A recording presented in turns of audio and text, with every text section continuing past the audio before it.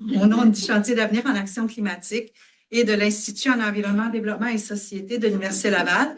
Il me fait plaisir d'accueillir Mme Rachel Lévesque, qui abordera avec nous la place du Québec dans les négociations internationales environnementales.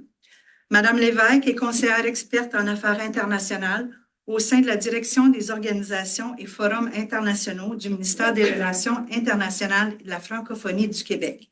Elle est également conseillère principale en climat et environnement. À ce titre, elle a entre autres le mandat de renforcer les collaborations entre le Québec et la FAO. De plus, elle est responsable des dossiers relatifs à la Convention des Nations unies sur la diversité biologique et elle est chargée des dossiers liés au changement climatique et à la transition énergétique, où elle coordonne notamment la participation du Québec au COP Climat, en plus d'assurer la coprésidence de la Beyond Oil and Gas Alliance. Aussi, Mme Lévesque est titulaire d'une maîtrise aux hautes études internationales spécialisée en sécurité alimentaire et elle a également travaillé à l'Assemblée nationale du Québec et à Affaires mondiales Canada. Donc, son témoignage sera une importante contribution aux apprentissages des étudiantes et étudiants de la maîtrise sur mesure en action climatique qui sont parmi nous aujourd'hui. Et par ailleurs, je tiens à remercier l'enseignant, M. Maxime Goulet-Langlois, de nous accueillir dans le cadre de son cours Mise à l'échelle de l'action climatique. Alors, bienvenue, Mme Lévesque, et bonne conférence à toutes et à tous. Bien, merci beaucoup. Je suis vraiment contente d'être avec vous ce midi. Comme je disais, j'aurais vraiment aimé, moi, qu'il y ait des chantiers d'avenir en action climatique quand j'étais ici à l'université. C'est vraiment un beau programme. On m'a demandé de venir parler de la place du Québec dans les négociations internationales. Et ça peut être très technique et ça peut être très scientifique et académique, mais j'ai essayé de faire la présentation autour d'exemples un petit peu plus concrets pour vous montrer un petit peu plus pratico-pratique qu'est-ce qu'on fait le gouvernement du Québec pour prendre une place sur la scène internationale en environnement. Donc, pour ce faire, je vais quand même commencer par faire un rappel historique un peu puis présenter le champ d'action. Donc, quand on parle d'international, de participation à des COP, à des organisations internationales, on pense surtout au Canada. Oui. Oui, je vais la partager. Puis d'ailleurs, n'hésitez pas, c'est ça, j'ai oublié de dire, moi, je peux parler, je parle vite, je parle beaucoup, je peux m'emporter. Mais si vous avez des questions, des commentaires, s'il y a des choses sur lesquelles vous voulez que je m'attarde ou pas, n'hésitez pas. Moi, j'aime ça quand c'est des conversations en continu. J'ai moins l'impression de donner un cours.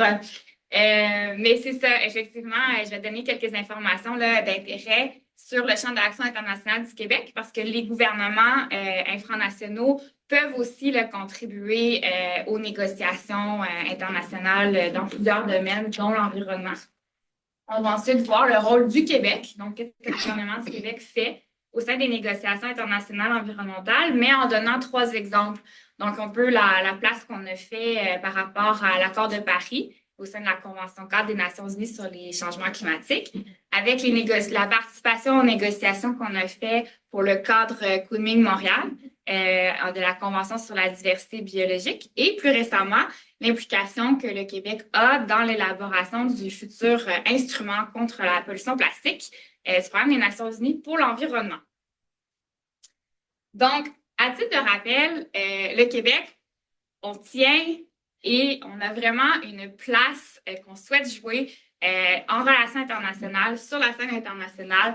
On a vraiment une vocation qui nous est propre et elle est assise dans une doctrine, la doctrine Jorin-Lajoie, qui stipule que dans ses champs de compétences, dans les domaines qui relèvent de ses responsabilités, bien, le Québec peut et se doit d'aller parler en son nom sur la scène internationale. Donc, c'est pour ça qu'on est très actif aux Nations unies. Par exemple, le Québec est membre à part entière de l'Organisation internationale de la francophonie, l'OIF. On a une voix spéciale à l'UNESCO et dans plusieurs autres organisations, on est également très actif. Donc, l'Organisation internationale du travail, des Nations unies sur l'alimentation et l'agriculture. Et c'est la même chose, en fait, en environnement. Donc, on va voir un peu plus en détail. Pour nous aider, on a un système de délégation à l'étranger, donc un réseau international. On a plusieurs délégations qui sont réparties un peu partout dans le monde.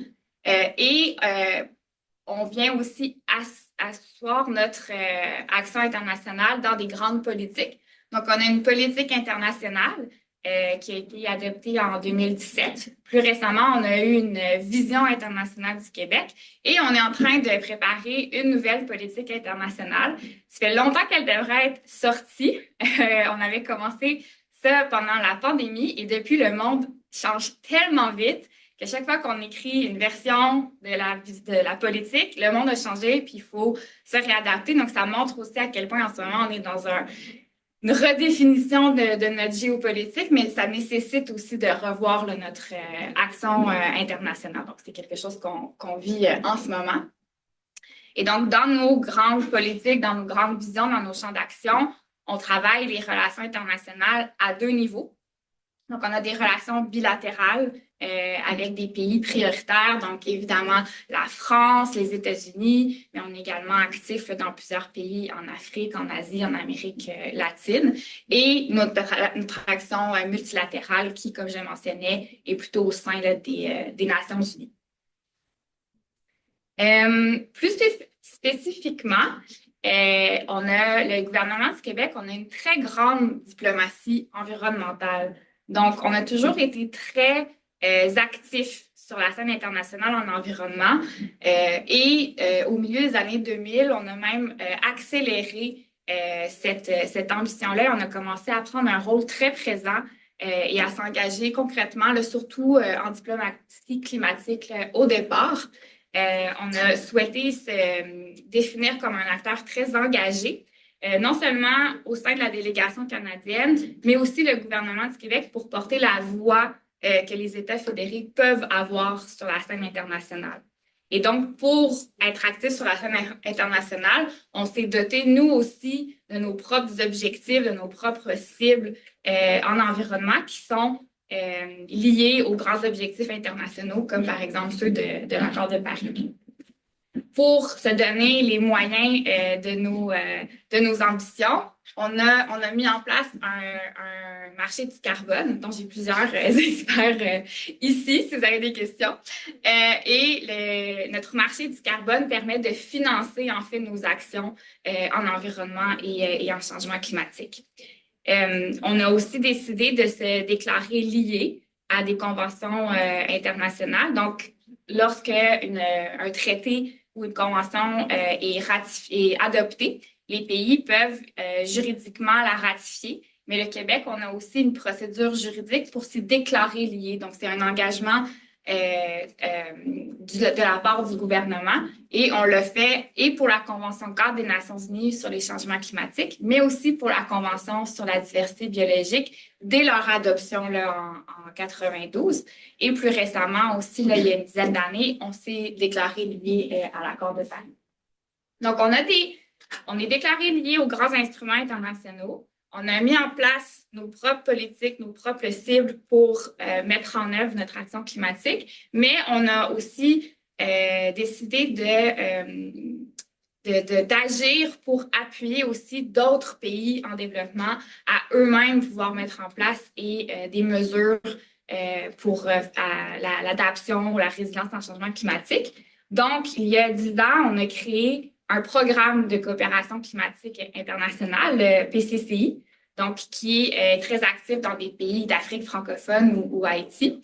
J'ai mis d'autres exemples. On a contribué beaucoup à des fonds multilatéraux. On a des projets à des organisations. Mais tout ça pour dire qu'en plus de faire des actions ici au Québec, on s'est vraiment doté de moyens de venir appuyer les pays en développement et moins avancés.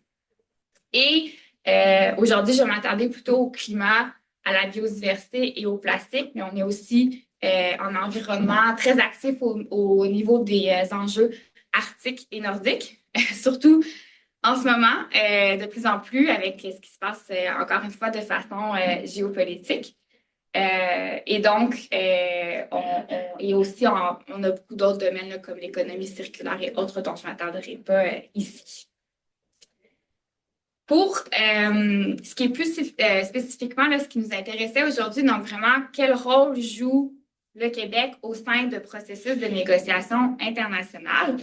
Ce qu'il faut savoir, c'est qu'on a vraiment une loi des relations internationales qui vient ancrer dans sa loi notre devoir de suivre ces processus de négociation-là. Donc, selon notre article 22.1, c'est indiqué que le ministère des Relations internationales veille aux intérêts du Québec lorsqu'on va négocier un accord international, quelle que soit sa nature. Ça peut être un accord avec le gouvernement du Canada, mais ça peut être aussi un accord international là, qui implique plusieurs parties. Donc, on va venir appuyer la négociation, puis ensuite, on va venir veiller à la coordination de sa mise en œuvre. Donc, c'est vraiment une responsabilité ministérielle qu'on se doit de respecter. Donc, c'est pour ces raisons-là que le gouvernement du Québec, bien, on participe à plusieurs des processus de négociation et après s'occuper de la mise en œuvre. Donc, comment on fait ça? On a plusieurs chapeaux. Donc, on peut... J'essaie de bien expliquer, c'est plus technique. Mais en fait, durant les négociations, on va participer aux négociations au sein de la délégation canadienne. Donc, le Québec, on est au sein de la délégation avec le Canada. Et donc, on va négocier avec le Canada pour s'assurer que les positions du gouvernement fédéral respectent nos priorités, qu'il n'y a pas de drapeau rouge. On va pouvoir venir négocier en amont pour s'assurer que cette position-là reflète aussi les intérêts du gouvernement du Québec. Et pour ce faire, ben, on va recevoir la position du gouvernement fédéral et le ministère des Relations internationales va consulter différents ministères pour s'assurer que la position va bien les refléter. Donc, par exemple, si on a une négociation pour les aires protégées, mais on va aller consulter le ministère de l'Environnement, mais aussi le ministère des Ressources naturelles, des forêts, et on va développer une position québécoise qu'on va ensuite transmettre au niveau du gouvernement du Québec. Pourquoi on fait ça? Ben, c'est pour s'assurer que lorsque le Canada, lui, va venir défendre des positionnements, on puisse être capable de venir les mettre en œuvre. Parce que souvent, lorsque le Canada va venir prendre des positionnements à l'international, ben, la mise en œuvre, elle relève plutôt des provinces. Donc, si le Canada va justement encore en aire protégée, dire ben, on va aller protéger 50% de notre territoire, mais ensuite, c'est aux provinces de venir s'assurer de pouvoir le faire. Donc, nous, on va peut-être d'abord vouloir s'assurer que l'objectif soit réaliste avec nos propres compétences. Et on a aussi un autre chapeau. Donc, en plus d'être actif au sein de la délégation canadienne, le Québec, on peut également être actif au sein du groupe des États fédérés et des autorités locales. Donc, on va aller représenter la voix des États fédérés au sein de ce groupe, qui est aussi actif au sein des négociations et qui peut intervenir pour venir influencer les positions de négociation de différents pays. Donc, des fois, on peut utiliser ces deux chapeaux-là. On va aller négocier auprès du Canada, mais on va ensuite aller pousser notre position avec d'autres États fédérés comme la Catalogne, l'Écosse, la Californie, différents réseaux. Donc, on a différents mécanismes pour faire pousser notre voix. Donc, c'est comme ça qu'on est impliqué durant une négociation. Et souvent, une fois que l'instrument est adopté, le Canada doit, s'il décide là, de lancer un exercice pour venir ratifier l'instrument. Donc, il a besoin de l'appui de l'accord des provinces pour pouvoir le ratifier. Donc, il va solliciter les différentes provinces et nous, au ministère, on va lancer une analyse puis un processus de consultation pour vérifier si la ratification du Canada, elle est conforme et elle est aussi, il y a une opportunité politique en termes de politique. Donc, c'est un autre rôle qu'on a une fois que l'accord est négocié. Donc ça, c'est beaucoup de... C'est ce qu'on apprend quand on rentre au ministère. On lit la loi, on apprend ça, on est prêt à participer, mais c'est quand même très abstrait. Donc, on peut montrer aussi là, différents exemples pour le faire. Mais pour venir compléter ces exemples-là, je tenais à dire qu'en plus de venir participer aux différentes COP, aux différentes rencontres internationales en environnement pour venir négocier, ben, il y a aussi tout un rôle de diplomatie d'influence et de rayonnement international, donc qui s'accompagne là, dans notre participation. Donc, le Québec, on tient à encore une fois, participer à ces événements pour valoriser le leadership climatique, mais pas seulement pour du rayonnement puis dire qu'on fait bien les choses, c'est vraiment pour venir aussi développer des partenariats avec d'autres pays, avec d'autres organisations, avec des entreprises et autres, et aussi mettre de l'avant toute notre expertise. Donc, le Québec, en environnement, on a un grand réseau, on a un gros écosystème d'entreprises, de chaires de recherche, d'experts. Et donc, le but aussi, c'est d'aider à faire la promotion du Québec au sein de ces instances pour pouvoir appuyer et diffuser notre partage de connaissances et aussi apprendre des autres et pouvoir renforcer là, des relations bilatérales. Donc, c'est vraiment lorsqu'on participe à des COP, c'est pas juste pour la négociation, mais il y a aussi une grande partie qui est un levier très diplomatique. Donc, est-ce que ça va jusqu'à présent? Oui, je ne vous ai pas perdu. Super. Je vais y aller avec des exemples un peu plus concrets. Donc, pour les changements climatiques, évidemment, tout le monde connaît l'accord de Paris, mais je voulais vraiment illustrer, en fait, c'est par la Convention cadre des Nations unies sur les changements climatiques et l'accord de Paris que le Québec, on a vraiment développé, là, comme je le disais au début de la conférence, notre diplomatie climatique québécoise. Donc, le gouvernement du Québec, on participe au COP Climat depuis quasiment les tout débuts. On a toujours été présents, la plupart du temps avec un niveau ministériel, souvent des participations de premiers ministres. Et un moment très important pour notre paradiplomatie environnementale au Québec, ça a été la participation qu'on a eue à la COP 21. Donc, la COP 21 à Paris, là où a été adopté l'accord de Paris après plusieurs années là, de négociations. Le Québec, on s'est retrouvé, puis c'est là que des fois, peu importe justement qu'est-ce qu'on apprend, qu'est-ce qu'il y a dans les lois, des fois, c'est aussi beaucoup de la circonstance, de la géopolitique, des relations qu'on a, parce que c'était vraiment un beau concours de circonstances qui a fait que le Québec, on a bien rayonné à la COP. On avait une capacité d'influence importante, étant donné que le Québec, on entretient une relation directe et privilégiée avec la France, donc qu'il y a des relations bilatérales officielles avec nous, autant qu'ils en ont avec le Canada. Et il y avait aussi des élections au niveau Canada très récentes. Donc, c'est le gouvernement libéral de Justin Trudeau qui venait à peine de rentrer en poste là, quelques semaines avant le début de la COP 21, après plusieurs années du gouvernement conservateur. Donc, ils avaient eu beaucoup moins de temps pour pouvoir se préparer. Là. Pour eux, c'était un retour, mais je pense que l'élection était à peine 2 semaines là, avant la tenue de la COP, alors que nous, ça faisait très longtemps qu'on avait préparé le terrain, qu'on voulait être présent, qu'on voulait marquer notre place. Donc, on a réussi à bien maximiser notre présence.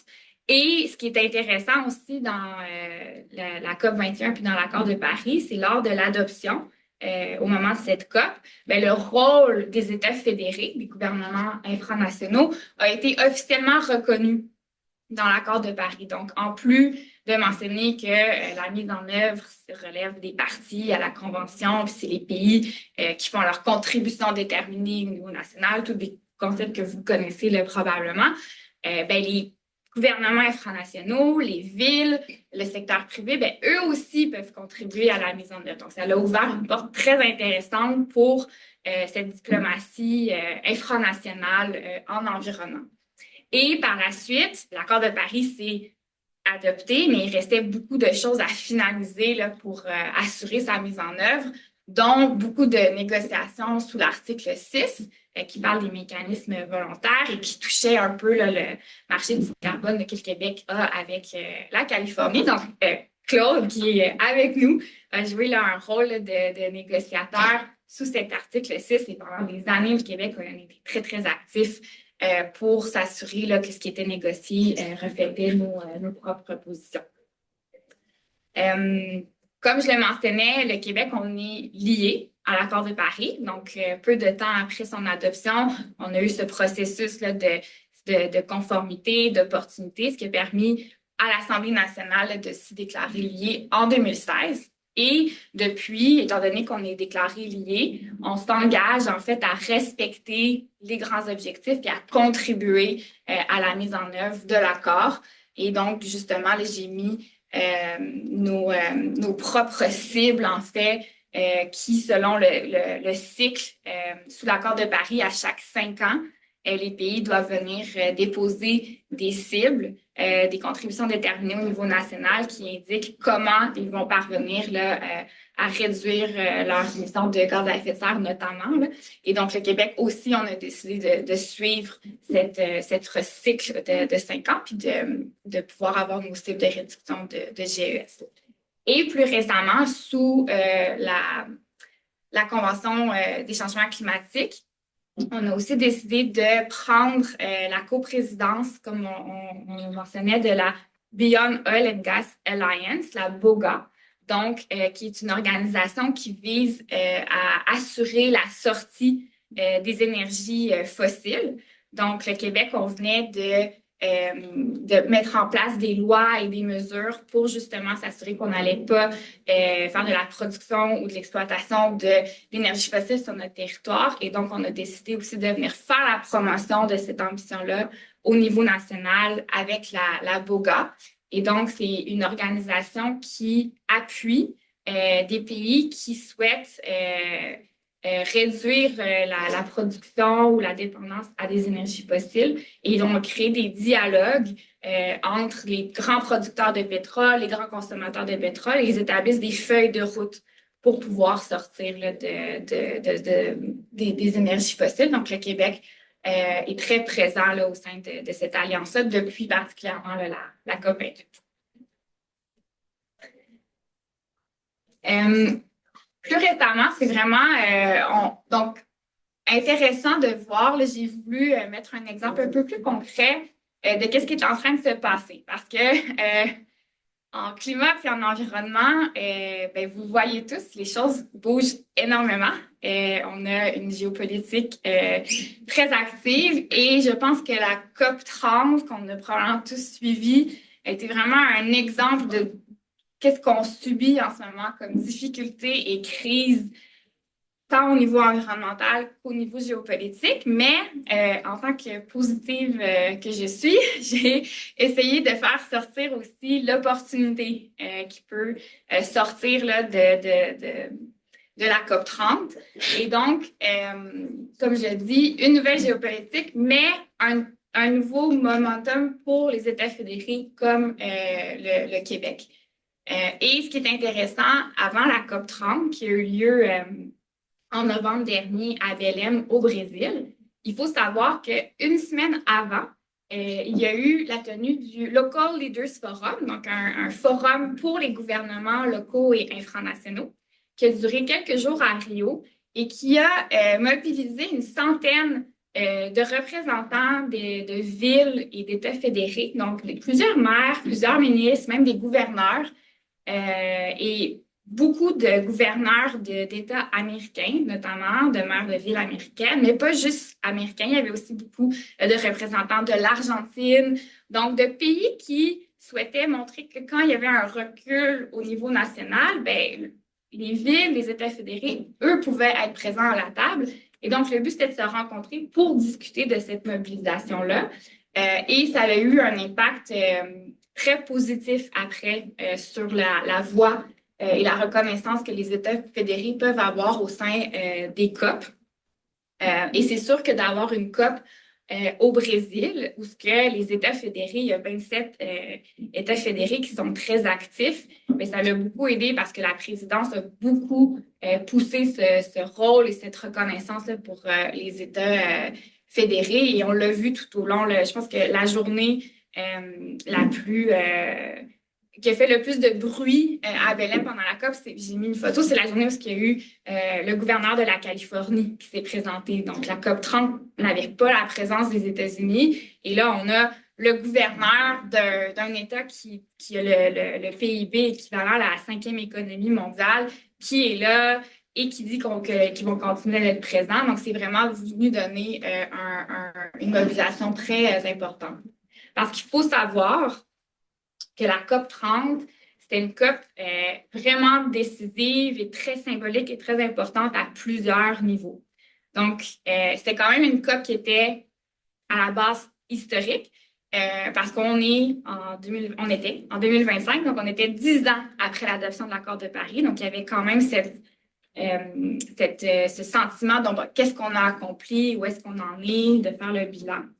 Mais en 2025, on est quand même aussi à la moitié d'une décennie qui est dite décisive pour l'action climatique. Donc, tout le monde le dit, la science le dit, les Nations unies, si on ne fait pas quelque chose d'ici la fin de décennie, ben, on va commencer à être sérieusement en difficulté pour notre ambition. Et donc, on avait ce sentiment d'urgence là, qui était bien présent là, lors de la COP 30, qui, d'un autre côté, était très complexe en termes de géopolitique. Donc, on l'avait vu dès le début de l'année avec le retour là, de la présidence de Donald Trump. Mais les États-Unis avaient décidé de se retirer de l'accord de Paris. Donc, ils n'étaient pas présents à la COP. Pas du tout là. Et ça l'amenait une complexité, étant donné que c'est un pays très important en termes de production de pétrole, d'émissions de GES, de les avoir absents. Il y avait cette crainte de voir est-ce que ça va créer un effet boule de neige, est-ce que d'autres pays vont en profiter. Par contre, ce qui était intéressant, c'est que quand on est absent, ben aussi, ce qu'on craignait, c'est d'avoir des États-Unis présents et qui allaient tout faire pour bloquer le processus de négociation. Donc, il y a beaucoup de gens qui disaient que, ben, au final, que les États-Unis ne soient pas là, c'était peut-être une bonne chose parce que ça permettait justement de pouvoir poursuivre les discussions sans être bloqués. Et il faut savoir que c'était une COP très difficile au niveau de la logistique. Puis c'est pas à minimiser. Donc, la COP 30, elle avait lieu à Belém, donc qui est une ville relativement modeste au Brésil. Et très rapidement, les pays ont commencé à signifier que la capacité d'accueil de cette ville-là ne fonctionnait pas. Puis ça a créé beaucoup d'enjeux tout au long de l'année. Des délégations qui n'étaient pas capables d'envoyer leurs négociateurs, aussi les jeunes, la société civile qui n'étaient pas capables de se payer le coût des chambres d'hôtel étant donné qu'il y en avait si peu, les prix étaient faramineux. Et donc, les bases d'une négociation réussie, c'est d'avoir un bon climat, c'est d'avoir des bonnes conditions. Et donc, tous ces enjeux logistiques sont venus vraiment miner la préparation de la COP. On a passé beaucoup trop de temps à parler de cette situation-là plutôt que d'essayer de faire avancer là, les négociations. Et sur place, il y a eu aussi beaucoup là, d'incidents. On a eu des manifestations vers la fin. J'ai enlevé ma photo, mais il y avait un feu. Il y a eu un feu qui s'est déclenché dans l'espace de négociation. Il n'y avait pas d'accès suffisant à la nourriture. Donc, c'est sûr que ça vient, c'est des petits détails, mais ça vient beaucoup jouer sur l'état d'esprit d'un négociateur qui, à la base, fait déjà des très, très longues journées. Donc, si en plus, il faisait une très grosse chaleur, il n'y avait pas assez d'air climatisé, le manque de fatigue, la chaleur, pas être capable de bien manger, c'est sûr que ça crée un climat assez tendu et pas favorable pour des bonnes négociations. Mais, étant donné que je veux rester positive, comme je disais, après la COP 30, ce qui était vraiment intéressant, c'est qu'on rentre dans un nouveau cycle des COP qui est beaucoup plus axé sur la mise en œuvre. Donc, quand on a eu l'accord de Paris, pendant très longtemps, à chaque COP, ben, c'était beaucoup des grands engagements. Tout était encore à construire. Donc, on faisait beaucoup des nouveaux engagements, des nouvelles cibles, beaucoup de promesses de mise en œuvre. Mais maintenant que tout est, le cadre est là, tout existe, toutes les conditions sont là, ben, on est vraiment venu à un moment où les COP, elles doivent montrer comment on va arriver à mettre en œuvre ces grandes cibles mondiales. Et donc, cet changement, ce pivot dans l'esprit des COP offre une beaucoup plus grande place à tous les autres acteurs, de toutes les autres parties prenantes. Donc, qu'il s'agisse du secteur privé, de la société civile, du milieu de la science, les communautés autochtones, les villes, eh bien là, elles ont beaucoup plus d'un rôle à jouer concret. Et donc, à la COP 30, il y avait les négociations, mais il y avait aussi un autre pan qui est le Action Agenda, qui se veut un peu l'agenda pour l'action, où on vient démontrer tout ce qu'on peut faire pour contribuer à la mise en œuvre. Et donc, cette année-ci, il y avait un rôle particulièrement important. Donc, c'est intéressant parce qu'on rentre dans une ère géopolitique beaucoup plus pragmatique, beaucoup plus, il faut maintenant démontrer, travailler de façon très concrète. Ben, l'esprit des COP aussi là, est en train de prendre ce même tournant-là. Donc, la COP, si on veut en faire un résumé, ben, ça a quand même été un succès, ça a été difficile, ça a été un succès modeste. On n'a pas réussi à atteindre le niveau d'ambition souhaité, mais ça a quand même été une victoire sur le multilatéralisme. Parce qu'il faut savoir qu'aux toutes dernières heures des négociations, les pays ne s'entendaient pas sur la décision finale de la COP. Il y avait des importantes divisions sur quoi mettre comme élément de langage. Et l'Union européenne a failli quitter les négociations, ce qui aurait fait quand même montrer qu'on atteignait des limites du système multilatéral. On a quand même réussi à rester, on a quand même réussi à arriver à une certaine forme de consensus, ce qui montre qu'il y a quand même de l'espoir et de la volonté de croire en ce système-là. C'est ce que j'essaie de me dire de mon côté. Il y a quand même eu, je pense qu'on a beaucoup parlé du fait qu'on n'a pas réussi, par exemple, à mettre la sortie des énergies fossiles dans la décision finale. Donc, les gens se sont dit, ah bon, ben c'est un échec. Mais il y a quand même eu d'autres avancées. Il faut savoir qu'il y a beaucoup de choses qui sont négociées dans des COP. Et donc, des fois, il y a des éléments qu'on entend un petit peu plus parler, mais il y a eu beaucoup d'autres plans de travail, items qui, eux, ont réussi à être adoptés, à avoir des consensus. Donc, on a eu des avancées au niveau des enjeux de financement. On a réussi à adapter des indicateurs pour nous aider dans nos travaux en adaptation. Il y a eu des mécanismes qui ont été adoptés pour la transition juste. Donc, il y a eu des choses qui se sont passées. Je le mentionnais, on n'a pas réussi à adresser comme on voulait la sortie des énergies fossiles, mais le Brésil, qui avait la présidence, s'est quand même engagé à continuer de travailler sur une feuille de route sur la sortie des énergies fossiles. Et donc, c'est quelque chose qu'ils vont faire tout au long de l'année. Puis ça va être très intéressant de voir à la COP 31 comment ils vont pouvoir livrer là, cette dite feuille de route. Et aussi, après avoir eu plusieurs COP dans des pays un petit peu plus avec un peu moins d'ouverture sur la mobilisation de la société civile, ben, le Brésil, lui, a quand même accueilli beaucoup les communautés autochtones, les jeunes, et il y a eu une grande marche sur le climat, puis ça faisait du bien, ça faisait longtemps qu'il y avait eu cette mobilisation-là au sein de la COP. Là, je réalise que j'ai beaucoup trop parlé de la COP. Vous voyez, je suis encore dedans dans ma tête, donc je vais essayer d'accélérer s'il n'y a pas de questions. Pour passer, parce que j'ai deux autres exemples. Donc, en diversité biologique, je voulais montrer comment le Québec, on a joué un rôle au cœur des négociations du cadre mondial. Donc, il y a l'accord de Paris dans la Convention cadre sur les changements climatiques, mais au sein de la Convention sur la diversité biologique, à partir de 2018, a commencé un processus de négociation pour établir un nouveau cadre mondial, donc les nouvelles cibles pour nous aider à conserver et protéger la nature, donc la biodiversité.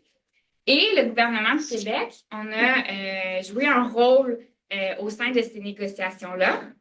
Donc, on a, comme je disais, on a souvent deux chapeaux. Donc, au sein de notre chapeau de représentant du Québec au sein de la délégation canadienne, bien, on a mené un très grand exercice de consultation interministérielle. Donc, le cadre mondial a 23 cibles. Par exemple, il y a une cible sur les aires protégées, une cible sur les espèces exotiques envahissantes, une cible sur la pollution. Et donc, pour chacune des cibles, on est allé consulter l'ensemble des ministères du gouvernement du Québec pour voir s'ils étaient à l'aise avec les éléments de langage, s'ils avaient des exemples concrets d'initiatives du Québec qu'on pouvait mettre de l'avant, etc. Et on est venu développer cette position-là qu'on a poussée au sein de la délégation canadienne, puis qui a nourri ce que le Canada est allé mettre de l'avant au sein de ces négociations-là. Et avec notre autre chapeau, qui est de porter la voix et la reconnaissance des États fédérés, bien, on a coordonné la coalition des gouvernements infranationaux qui négociaient le cadre mondial. Et donc, on intervenait directement dans les négociations, dans les groupes de contact, qui sont des groupes un peu plus restreints de négociateurs, pour dire, l'article sur les espèces exotiques envahissantes, il faut absolument inclure la notion de gouvernement infranationaux parce qu'ils jouent un rôle, ils ont la responsabilité là, dans la plupart des conditions nationales. Donc, c'est quelque chose qu'on est allé faire de façon très active. Et on a, avec plusieurs autres là, États fédérés, dont, par exemple, l'Écosse, qui avait aussi lancé un processus là, officiel pour s'assurer que les États fédérés allaient être inclus dans le cadre mondial. Avec tout ce travail-là, puis ça a duré 4 ans, étant donné qu'un cycle le cycle devait durer 2 ans, mais on a eu la pandémie, donc on a eu à étendre là, ce cycle de négociation-là. On a même eu à négocier en virtuel quand on était en pandémie et ça nous a permis de constater que c'est impossible, que c'est très difficile de négocier en virtuel. Souvent, les gens, on peut se dire, pourquoi est-ce qu'on prend autant de temps et d'énergie à se déplacer tous ensemble à quelque part au COP pour négocier? On pourrait on a les technologies pour faire ça. Mais il faut savoir que quand on négocie, il y a beaucoup de choses qui se font de façon informelle. Et là, de ne pas avoir cet accès-là, ça ne permettait pas de négocier de la bonne façon. Et il y a même des pays qui ont utilisé le virtuel comme processus pour bloquer les négociations. Donc, par exemple, le matin qu'on négociait l'item sur l'agriculture, un pays comme l'Argentine, à la toute fin des 3 heures de négociation, a dit « nous, on a eu des problèmes de connexion tout le matin, on n'a rien entendu, donc tout ce qui a été dit, on peut pas l'endosser, donc il va falloir tout recommencer. » Donc, c'est le type de blocage qu'on avait. Puis à la toute fin du processus, parce qu'il faut savoir aussi qu'on a tous des décalages horaires différents. Fait qu'au lieu de se rencontrer tous ensemble une semaine concentrée, là, il fallait conjuguer avec tous les décalages horaires, ce qui faisait en sorte au lieu de négocier une semaine, on a négocié pendant 8 semaines, tous les matins, entre 7h et 9h au Québec. Donc, ce qui était, je pense, à minuit en Australie. Et donc, c'était très, très, très, très long. Et à la toute fin de ces 8 semaines, le groupe africain, qui représente tous les pays d'Afrique, a dit, nous, on n'avait pas un aussi bon accès à la connexion réseau. Beaucoup de gens n'ont pas Internet chez eux, puis les négociateurs n'étaient pas en mesure. Puis, ils sont tous des arguments très valables. Et donc, ils ont dit, on n'a pas eu le même accès que d'autres pays à pouvoir négocier là, dans les conditions idéales. Donc, on va tout bloquer. Et donc, après ces 8 semaines-là, on a tout bloqué, puis on a dû attendre que les restrictions se lèvent de la pandémie pour recommencer. Donc, ça peut montrer aussi le processus de négociation, c'est quand même complexe. Ça prend des conditions optimales. Tout ça pour dire que ça a pris beaucoup de temps, mais que des fois, du temps, c'est bien parce que ça nous permet de renforcer encore plus notre position. Donc, on a eu encore plus de temps pour faire du plaidoyer auprès des pays, auprès du Canada, et on a réussi à la toute fin à inclure le rôle des États fédérés et aussi le concept de whole of government approach, qui veut dire que c'est à tous les niveaux de gouvernement. Et ça peut dire tant au niveau vertical, donc ça veut dire que le cadre mondial doit être mis en œuvre à tous les niveaux, donc au niveau fédéral, provincial, municipal, mais aussi à tous les niveaux horizontaux. Donc, un cadre mondial en biodiversité, ça s'applique pas seulement au ministère de l'Environnement, c'est aussi les ministères de l'Agriculture, de la Finance. Donc, c'est un concept pour venir élargir le champ de portée là, de ce cadre. Donc, voilà. Je vais passer, je voulais parler de la COP, mais je pense que je vais aller directement avec mon dernier exemple en pollution plastique, un peu dans le cadre des négociations. Donc, ça, c'est un processus beaucoup plus récent. Ça remonte en 2022. En fait, aux Nations Unies, il y a une Assemblée des Nations Unies pour l'environnement. Et on avait l'accord de Paris pour le climat.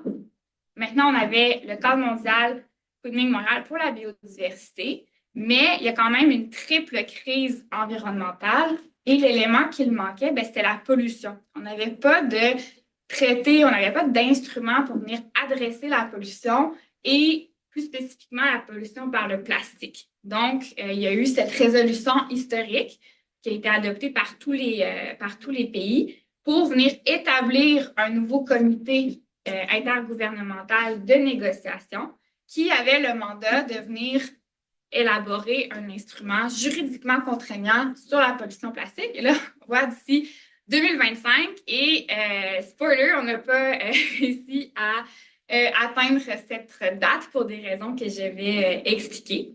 Et donc, il y a eu tout un processus de rencontre, de négociation du comité. Le Québec, on a commencé à participer à partir de la 3e rencontre. Et nos objectifs, là, peu importe le traité ou l'instrument, c'est toujours les mêmes, je le répète, mais pour s'assurer que nos positionnements soient reflétés au sein de la délégation canadienne et venir représenter le rôle des États fédérés dans l'instrument.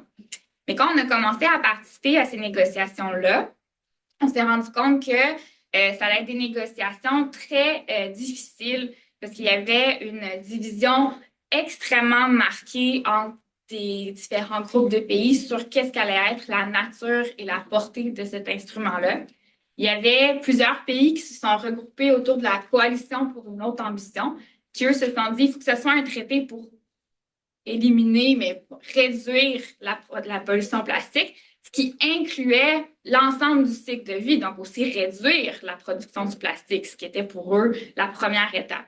Mais il y avait tout un autre groupe de pays qui, eux, disaient, ben non, mais c'est super important, le plastique, c'est essentiel, on en a besoin pour garder les côtés sanitaires de nos aliments, on en a besoin pour la défense, etc. Et on va faire plutôt un traité sur la gestion du plastique. Donc, une fois qu'il est créé, comment on va le recycler, la gestion des matières résiduelles, mais sans vouloir toucher il faut réduire notre production du plastique. Et en négociation, souvent, ce qui se passe, c'est qu'on commence une négociation avec un groupe de pays qui a une position de couleur noire, par exemple, et un pays qui a une position de couleur blanc.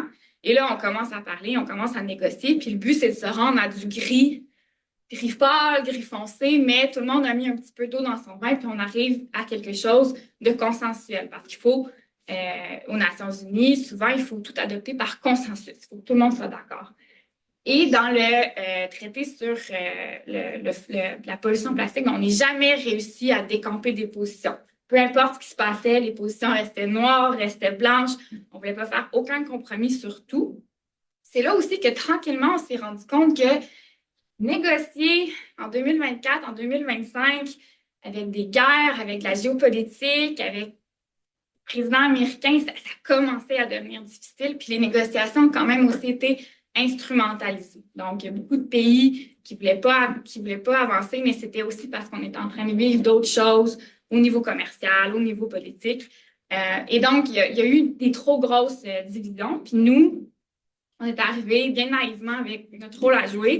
Puis Puis on s'est rendu compte que c'était très difficile là, de participer activement au sein des négociations puis de faire la promotion des États fédérés. Donc, on avait de la difficulté à comprendre comment bien s'intégrer.